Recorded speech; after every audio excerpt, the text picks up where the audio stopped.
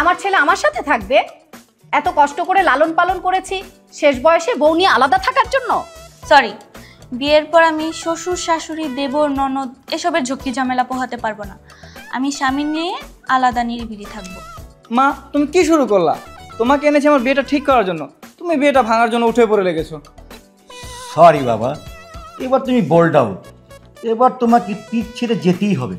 আপনি আর মা আমাদের মাঝে কথা বলবেন না, এটা আমার আর জেরি ম্যাডামের বিষয়।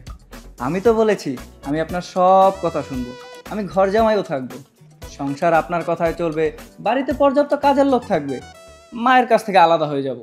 আপনাকে বিয়ে করার জন্য আপনি যা যা বলবেন আমি সব মেনে নেব। তাহলে আমি সিলেক্ট হতে পারবো তো? সরি, আমি আপনাকে সিলেক্ট করতে পারছি না, আপনি রিজেক্ট। এবার আসতে পারেন।